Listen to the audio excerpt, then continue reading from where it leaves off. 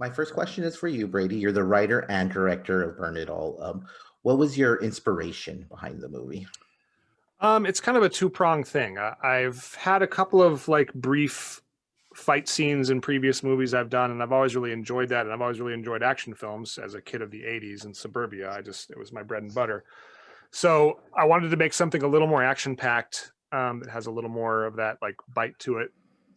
And I also wanted to make something that kind of made a statement and that had a message, which I haven't really explored very much before. So I took the idea of like just the horrible ways that men treat women and misogyny and patriarchy and all that stuff, and then dovetailed it with a kind of an action story and wrapped it all in the organ smuggling, underground red market stuff. And that's where we got this kind of tiramisu cake layer of different ideas going on.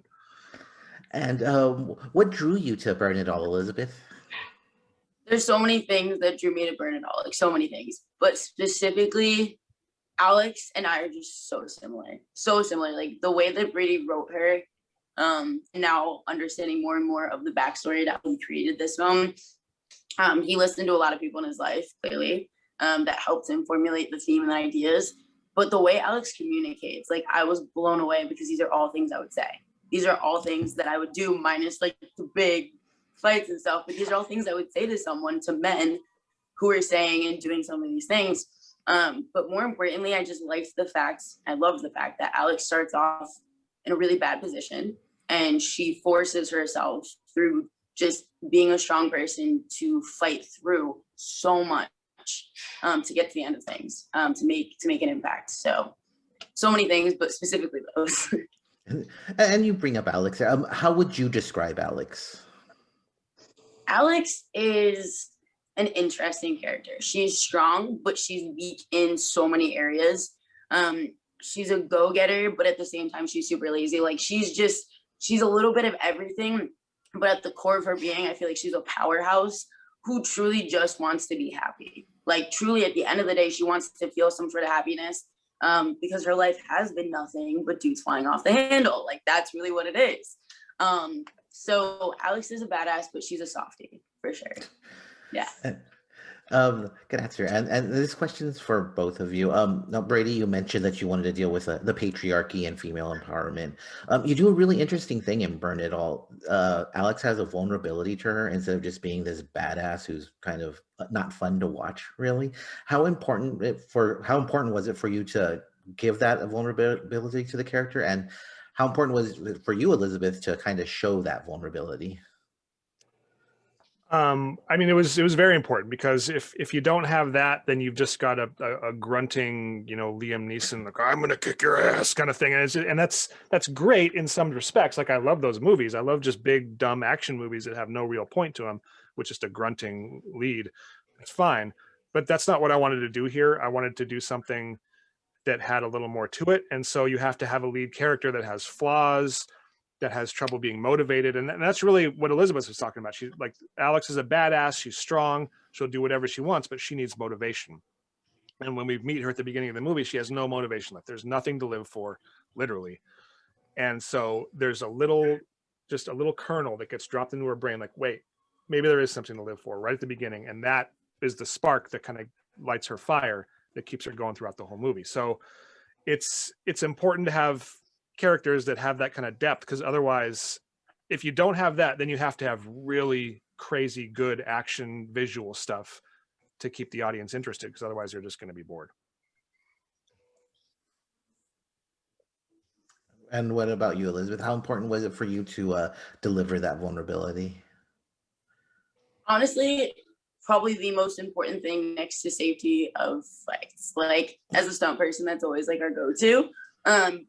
But with Alex, like her vulnerability is everything. There's a scene that I know Brady and I are gonna think of probably at the same time where Alex just goes hard, she cries, and she's done.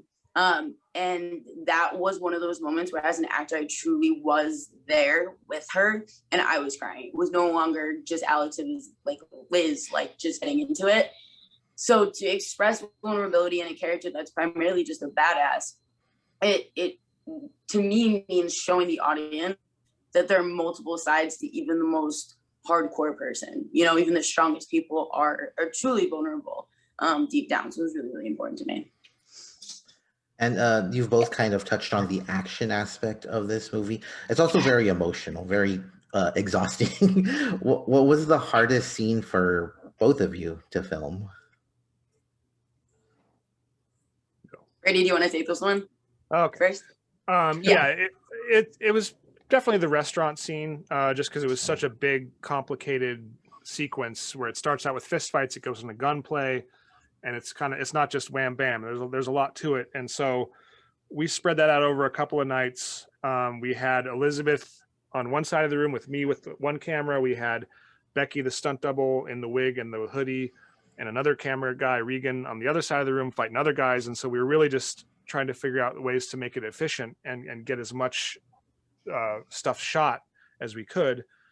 And it worked out great that way. It was just difficult. Those were long days. That building was not heated, and it was in the middle of the winter, so it was cold as hell in there. It wasn't like brutal. It would be worse if it was outside in the rain, but it wasn't like luxurious. We'll put it that way. And it took a while to get all the shots we needed. And we did have to come back with Becky like 5 months later and throw the wig on her and have her run around and jump around and get some more pickup shots. But it was tricky, but I think it worked out for the best. And what about you, Elizabeth? What was the hardest scene to do? In terms of action, truly the hardest scene was anything revolving around the pool table. That's where I'll leave it because I don't want to spoil too much. But right. when you see it, you'll be like, okay, there we go. But we had quite the crew of stunt performers and actors, and they made it so enjoyable. Because with every fight partner you have, just like with any scene partner, you have to get to know them. And like, as an example, there were men 6 times my size. I had to learn how quick they were and how slow they were in certain areas and like how to get around them.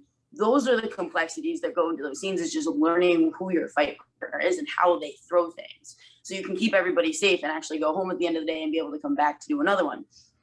Emotionally speaking, there's just a scene I'll never forget that I'll always revert back to. I was speaking about it prior. Alex is she's tired. She's done. She doesn't want to deal with anything anymore. And truly, that was challenging because I had to dig so deep into something personal. And, you feel vulnerable. So those are always the hardest scenes, when you're just like exposing yourself to an audience of people and just hoping that they'll get it. So, yeah. Oh, absolutely. And you mentioned the stunts and being the choreography behind that. Now, I know you've done a lot of films in the past, but correct me if I'm wrong, this is your first starring role, right? Correct. Yes. How was it difficult to prepare for this as opposed to previous movies you've been in, or? I was lucky, and I'll give everyone credit for this. Drago, our stunt coordinator, I've worked with him in the past. He made this very, very enjoyable for me. Any job has been amazing, but for something of this caliber, I was already doing live shows prior to this. So I was doing live stunt shows in China, but Drago and Brady like made this transition very easy for me. Because I was essentially just like given information. I could, play it out on a live stage and hang out with my stunt friends and do it there. And then I would just fly home and actually do it on set. So they made like that communication that they had, the fact that they were kind of helping me stay safe. The preparation was a lot easier, I think, than it could have been in any other situation, for sure. Right. Yeah. Now, this Bernadol has a lot to unpack in it. We've talked about the female aspect of it. We've talked about the action part of it, but it also touches on the kind of the collapse of small town America. What do you want audiences to take away from Bernadol? What I would hope audiences take away from Bernadol is that there's power in women, period. And that no one will fully, and we discussed this, but no one will fully understand what it is like to be a woman in this day and age. But listening is the most important thing we can do.